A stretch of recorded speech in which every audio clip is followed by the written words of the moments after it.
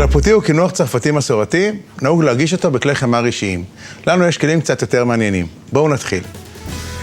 אני לוקח אבקה שקדים, מכניס אותה פנימה, ככוס וחצי. 2 ביצים. 3 חלמונים.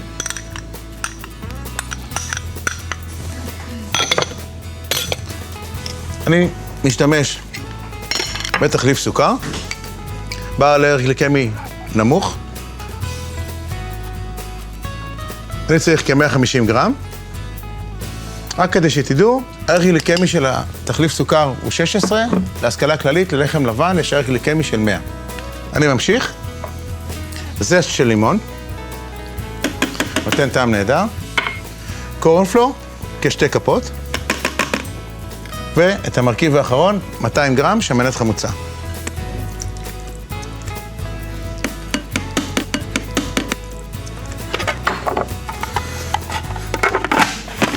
תוך חצי דקה התערובת שלנו מוכנה.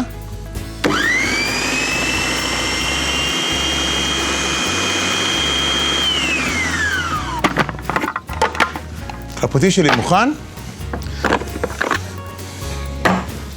שימו לב, התערובת צריכה להיות די נוזלית, אבל לא נוזלית מדי. לוקח תבנית, לא טעיתם. אני הכנסתי אורז.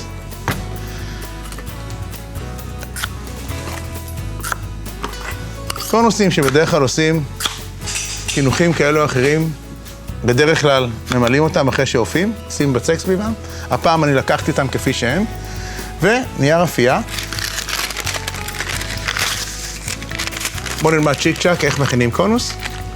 משולש ישר זווית, אני מרים את הקצה למעלה, ומסובב. כל התהליך מקפל את השארית פנימה ומהדק. זה נכנס לקונוס. שימו לב, תבדקו שגם למטה הקונוס שלכם אטום, ממש כמו חרוט. התערובת שלי למעשה היא נוחה גם לזילוף.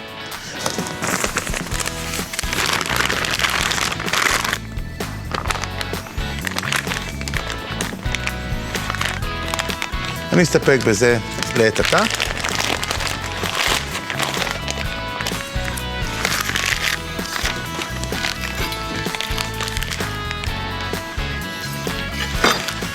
חיתוך ועבודה בפנים. אני ממלא כמעט עד 2/3, כמעט עד גובה הקונוס. הבטחתי לכם טריק או טיפ לאפייה של הקלפוטי, שימו לב, כרגע אני לא שם את הפרי, כי אני לא רוצה שהפרי יחלחל ויחדור עד לתחתית ויישאר למעשה בתחתית הקלפוטי, אני רוצה שהפרי יהיה בתוך כל הקלפוטי, גם באמצע, גם למעלה, ולכן אני הופך 5 דקות ראשונות ב-180 מעלות.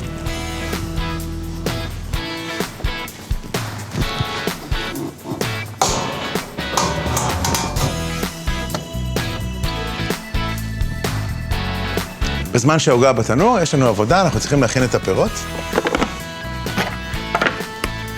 קצת סדר. פירות יכולים להיות, שוב, כפי שאמרתי, הולך נהדר עם פטל. פטל טרי יכול להשתלב נהדר בפנים. או דובדבנים שאותם כבר גילענתי מגרעינים. ומה שאני עושה עכשיו, אני לוקח את התערובת של אותם חצאי דובדבנים וממשיך לחתוך אותם. אני הופך. אני חותך למעשה לחתיכות קטנות.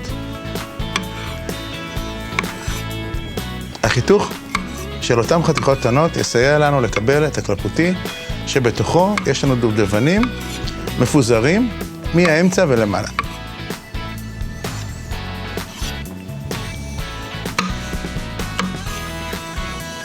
זהו, עברו 5 דקות, אני ניגש להוציא את הקלפוטי מן התנור כדי להכניס פנימה את הדובדבנים.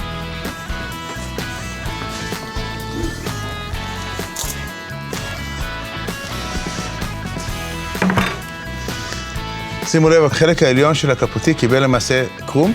מה שאני עושה, אני לוקח מספריים ואני חותך במרכז.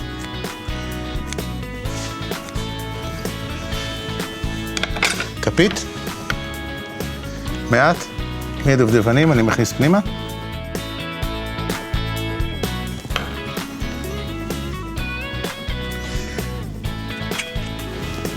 חוזר לאפייה של עוד מספר דקות, 7-8 דקות, והקלפוטי שלנו יהיו אפויים ומוכנים. הקלפוטי שלי יצאו מן התנור, הצטננו מעט. שוב, אני מוריד את נייר האפייה. וזו התערובת שאני מקבל. למעשה, זו המנה שאותה, כמובן, אני אניח בכלי הגשה. אם אין לכם בבית את הפירות הטריים, אתם יכולים גם לעשות את הקלפוטי עם פירות קפואים. שוב, תפשירו אותם מראש, לילה במקרר. לאחר מכן, מעט לסנן את הנוזלים, ואתם יכולים להשתמש בהם בדיוק באותה מידה. יש לי פה כלי הגשה שאני מאוד אוהב. את הקלפוטי אני מניח בתוך הקונוסים. קונוסים כאלה אפשר להשיג כמובן בכל חנויות היצירה. הקלפוטי שלנו מוכן, אפשר להגיש אותו לשולחן החג עם פירות אדומים. זהו, אנחנו ממשיכים למתכון הבא.